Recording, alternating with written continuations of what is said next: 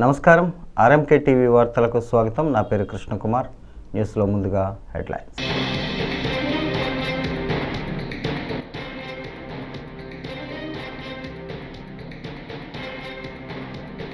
తరుముకొస్తున్న మోందా తీవ్ర తుఫాన్. పవన్ కళ్యాణ్తో కలిసి సీఎం చంద్రబాబు సమీక్ష.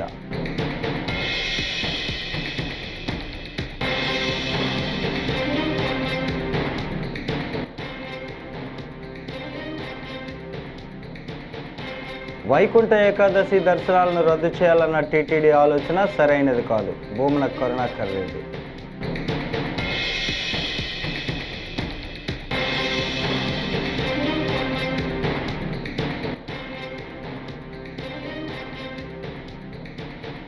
మోందా ఎఫెక్ట్ అల్లకల్లోలంగా కాకినాడ ఉప్పాడ తీరం.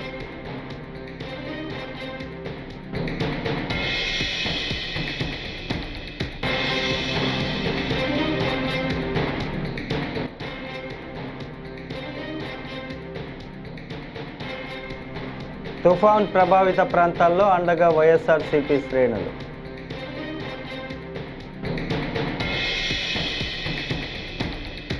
ఇక డీటెయిల్స్ చూస్తే, బంగాళాఖాతంలో ఏర్పడిన మోందా తీవ్ర తుపాను కోస్తాంధ్ర తీరం వైపు దూసుకొస్తున్న నేపథ్యంలో రాష్ట్ర ప్రభుత్వం సహాయక చర్యలపై పూర్తి స్థాయిలో దృష్టి సారించింది. తుఫాను ప్రభావిత ప్రాంతాలను నిరంతరం పర్యవేక్షిస్తూ ఎలాంటి ప్రాణ ఆస్తి నష్టం జరగకుండా చూడాలని ముఖ్యమంత్రి చంద్రబాబు మంత్రులను అధికారులను ఆదేశించారు. భారీ వర్షాల కారణంగా వాగులు ఆకస్మికంగా పొంగిపొరలే ప్రమాదం ఉన్న ప్రాంతాల్లో మరింత అప్రమత్తంగా ఉండాలని స్పష్టం చేశారు. మంగళవారం అమరావతిలోని ఆర్టీజీఎస్ కేంద్రం నుంచి డిప్యూటీ సీఎం పవన్ కళ్యాణ్తో కలిసి మోందా తుపాను ప్రభావం, ప్రభుత్వ సన్నద్ధతపై ఆయన ఉన్నత స్థాయి సమీక్ష నిర్వహించారు.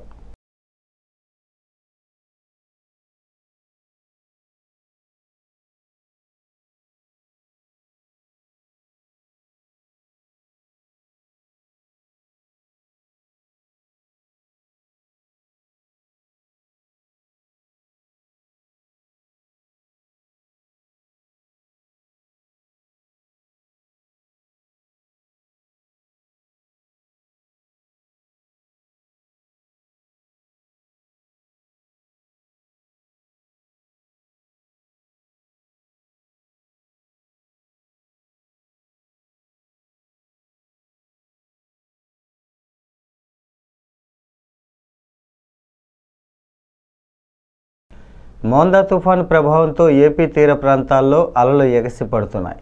కాకినాడ జిల్లా ఉప్పాడ తీరం అల్లకల్లోలంగా మారింది. కెరటాల ఉధృతి మరింత పెరిగింది. ఈ ప్రభావంతో ఉప్పాడ నుంచి కాకినాడ వెళ్లే బీచ్ రోడ్డు ధ్వంసమయ్యింది. దీంతో ఆ ప్రాంతంలో రాకపోకలు నిలిచిపోయాయి. మరోవైపు ఉప్పాడ తీరం కోతకు గురవుతోంది. ఇప్పటికే అక్కడ దెబ్బతిన్న కొన్ని గృహాలు కూలేందుకు సిద్ధంగా ఉన్నాయి.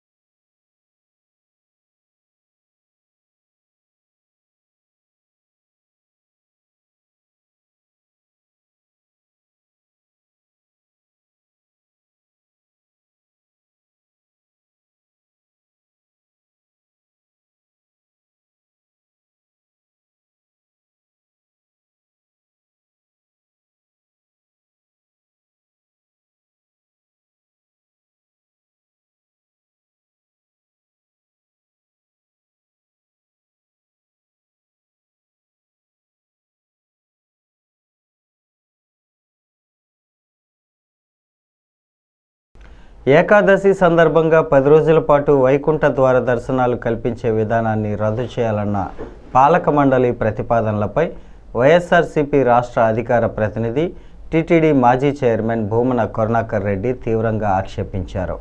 తిరుపతిలోని తన నివాసంలో మీడియాతో మాట్లాడుతూ కేవలం 2 రోజుల పాటు వైకుంఠ ద్వార దర్శనాలకు అనుమతి ఇవ్వాలన్న టీటీడీ పాలక మండలి నిర్ణయం ఖచ్చితంగా దైవద్రోహమేనని మండిపడ్డారు. అసలు ద్రావిడ సాంప్రదాయం అంటే ఏంటి? తిరుమలలో ద్రావిడ సాంప్రదాయం నాలాయిర ప్రబంధం అంటే 18 మంది 12 మంది ఆళ్వారులు వాళ్ళు స్వామివారిని ఎనలేని రీతిలో కీర్తించినటువంటి ఆ కీర్తనలే నాలాయిర దివ్య ప్రబంధంగా తమిళ వేదంగా భాషిల్లుతున్నది. అది ఉత్సవ సమయాలలో మరీ ముఖ్యంగా బ్రహ్మోత్సవాల సమయాలలో పెద్దజీయర్ మఠం వాళ్ల ఆచానుసారం నిరంతరము కొనసాగేటువంటి ప్రక్రియ మన గుడిలో. అలాగే శ్రీకృష్ణ జన్మాష్టమి ఆ రోజులలో వెంకటేశ్వర స్వామికి సంబంధించి ఆండాళ్వారు రచించినటువంటి ప్రబంధ పఠనమే 1 రోజుల పాటు నిరంతరం కొనసాగుతుంది. ఆ 1 రోజుల పాటు స్వామివారికి సుప్రభాత సేవ కూడా ఉండకుండా ఉంటుంది. ఇది వేల సంవత్సరాలుగా జరుగుతున్నటువంటి ఆచారం. కనుక ద్రావిడ సాంప్రదాయాన్ని మన ఆలయంలో కొనసాగించాల్సినటువంటి అవసరం లేదు అనేటువంటి ఒక వితండ వాదనని ఈ బిఆర్ నాయుడు గారు తీసుకురావటం అన్నది తీవ్ర ఆక్షేపణ కలిగించేటువంటి విషయం. శ్రీరంగంతో మొదలుకొని పరమపదం వరకు వైష్ణవులందరూ కూడా భక్తితో పూజించేటువంటి దివ్య దేశాలలో వెంకటేశ్వర స్వామి ఆలయం 2వది అన్నటువంటి విషయాన్ని తెలుపుతూ స్వామివారికి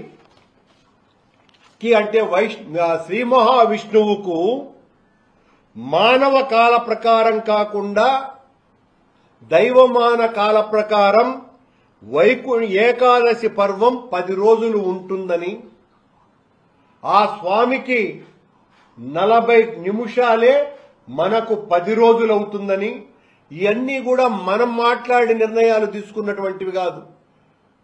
సాంప్రదాయ ప్రసిద్ధులు చెప్పినటువంటి సూచనలు ఇవన్నీ కూడా. కనుక 10 రోజులు వైకుంఠ ఏకాదశి పర్వదినాలుగా భావించి ఆ 10 రోజుల పాటు వైకుంఠ ద్వారాన్ని తెరవటం అత్యంత మంచిది అన్నటువంటి వాళ్ల సూచనలతో ఆనాడు పాలక మండలి తీసుకున్నటువంటి నిర్ణయం చేతగాక చేష్టలుడిగి చేతులెత్తేసి మీరు కొట్లాడుకొని ఎట్లా మీ పైరవీకారులకు అందరికీ కూడా దర్శన టికెట్లు ఇప్పించాలన్న దాంట్లో తలమునకలైపోయి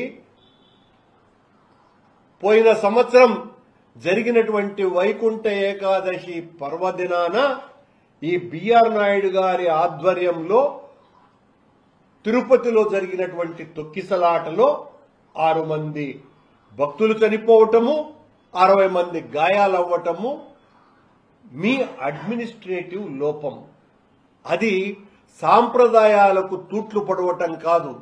మీ అడ్మినిస్ట్రేటివ్ లోపాన్ని ఈ రోజున సాంప్రదాయాన్ని ధ్వంసం చేయటానికి, ఈ సాంప్రదాయం ఏదో కొత్తగా మనకు వచ్చింది కూడా కాదు. పూర్వకాలాన వెంకటేశ్వర స్వామి క్షేత్రంలో కూడా 10 రోజుల పాటు వైకుంఠ దర్శనాలు ఉండినవి అన్నటువంటి విషయాలు కూడా తెలుస్తున్నది.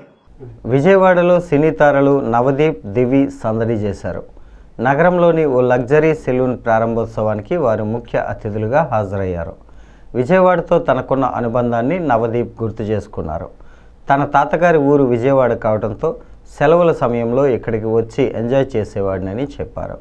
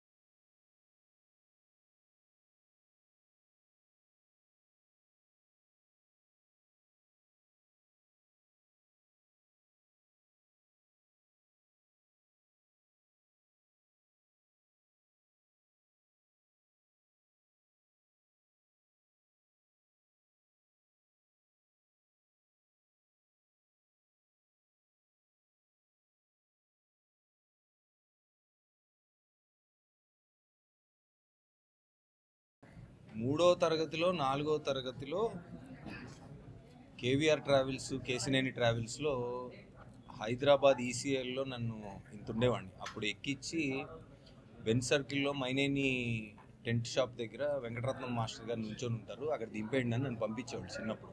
విజయవాడ అంటే విజయవాడతో నా అనుబంధం చెప్తున్నాను. My mother is from here. నా చిన్నప్పుడు అన్ని సమ్మర్ హాలిడేస్ తాతగారి మీద ప్రేమ అని చెప్పి మామిడికాయల కోసం వచ్చేవాడిని నేను బేసికలీ. సో దాని తర్వాత ఇంటర్మీడియట్ 1 year కూడా చదివాను, సెకండ్ ఇయర్ ఇక్కడ. సో అప్పుడు ఖుషి సినిమా తర్వాత స్లింగ్ బ్యాగ్ అనేది ఒక ఫ్యాషన్ ఉండేది, అది వేసుకొని వచ్చినందుకు హాస్టల్లో గొడవలు కూడా చేశాను నేను. సో నా పాయింట్ ఏంటంటే బేసికలీ ఒక మనిషి కాన్ఫిడెంట్గా, అంటే మన ఫిజికల్గా మనం బయటకు వచ్చినప్పుడు అందం అనేది డెఫినెట్గా అంటే మనసులో ఉంటుంది, బయట ఉంటుంది, అన్ని దగ్గర ఉంటుంది. బట్ ఒక మనిషికి కాన్ఫిడెన్స్ అనేది ఒక బ్యూటీ. అంటే ఫస్ట్ చూడంగానే మనం కనిపించే దాని మీద కూడా కొంత డిపెండ్ అయి ఉంటుంది. సో ఈరోజు ఇక్కడికి వచ్చి తుఫాన్ ఆగింది మీ ఓపెనింగ్ కోసం, కానీ మీ ఓపెనింగ్ తర్వాత మీ కలెక్షన్స్ మాత్రం తుఫాన్ లాగా రావాలని నేను కోరుకుంటున్నాను. The place is very nice, చాలా క్వాలిటీ ఉంది. నేను ఇంత పెద్ద సెలూన్ ఫస్ట్ టైం చూస్తున్నాను విజయవాడలో, చాలా బాగుంది. లోపల సర్వీసెస్ చూస్తే ఎక్సలెంట్గా ఉన్నాయి. The staff also is highly experienced. 3వ తరగతిలో 4వ తరగతిలో కేవీఆర్ ట్రావెల్స్ కేసినేని ట్రావెల్స్లో హైదరాబాద్ ఈసీఎల్లో నన్ను ఇంతుండేవాడిని. అప్పుడు ఎక్కించి బెన్ సర్కిల్లో మైనేని టెంట్ షాప్ దగ్గర వెంకటరత్నం మాస్టర్ గారు నిల్చొని ఉంటారు, అక్కడ దింపేయండి అని నన్ను పంపించేవాడు చిన్నప్పుడు. విజయవాడ అంటే విజయవాడతో నా అనుబంధం చెప్తున్నాను. My mother is from here. నా చిన్నప్పుడు అన్ని సమ్మర్ హాలిడేస్ తాతగారి మీద ప్రేమ అని చెప్పి మామిడికాయల కోసం వచ్చేవాడిని నేను బేసికలీ. సో దాని తర్వాత ఇంటర్మీడియట్ 1 year కూడా చదివాను, సెకండ్ ఇయర్ ఇక్కడ. సో అప్పుడు ఖుషి సినిమా తర్వాత స్లింగ్ బ్యాగ్ అనేది ఒక ఫ్యాషన్ ఉండేది, అది వేసుకొని వచ్చినందుకు హాస్టల్లో గొడవలు కూడా చేశాను నేను. సో నా పాయింట్ ఏంటంటే బేసికలీ ఒక మనిషి కాన్ఫిడెంట్గా, అంటే మన ఫిజికల్గా మనం బయటకు వచ్చినప్పుడు అందం అనేది డెఫినెట్గా అంటే మనసులో ఉంటుంది, బయట ఉంటుంది, అన్ని దగ్గర ఉంటుంది. బట్ ఒక మనిషికి కాన్ఫిడెన్స్ అనేది ఒక బ్యూటీ. అంటే ఫస్ట్ చూడంగానే మనం కనిపించే దాని మీద కూడా కొంత డిపెండ్ అయి ఉంటుంది.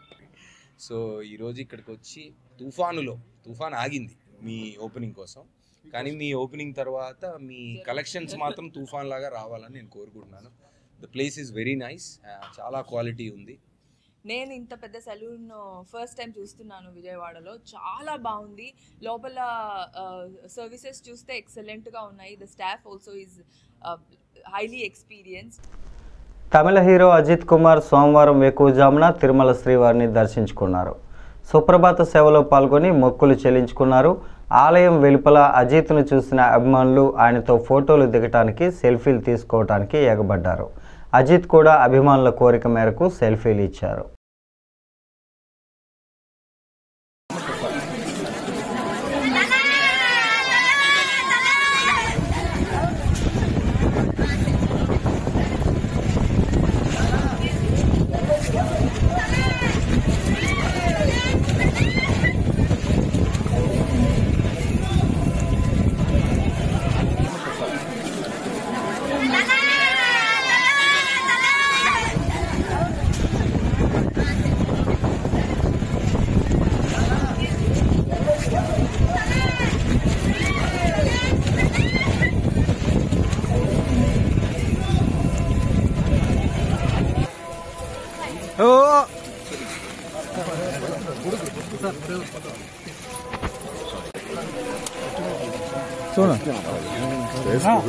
కొద్ది సైడ్ నిలబడుకోనా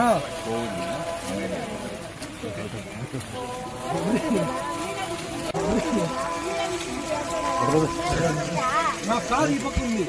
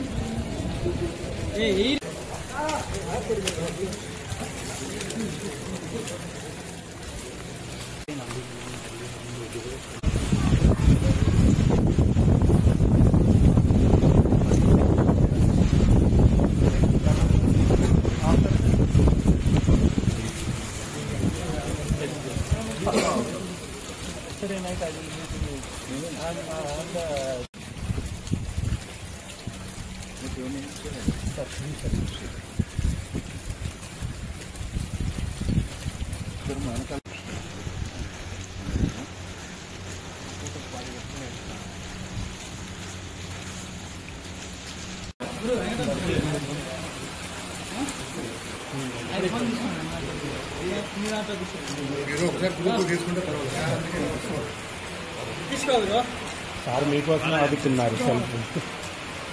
ఓకేనా?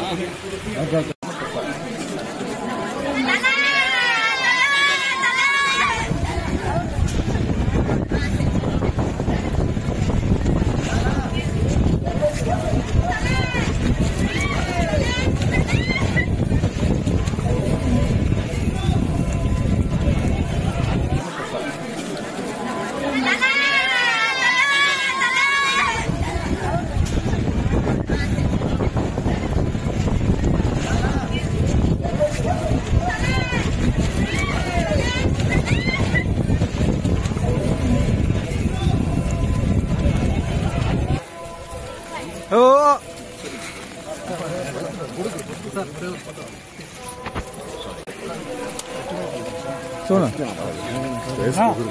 కొద్ది సైడ్ నిలబడుకోనా.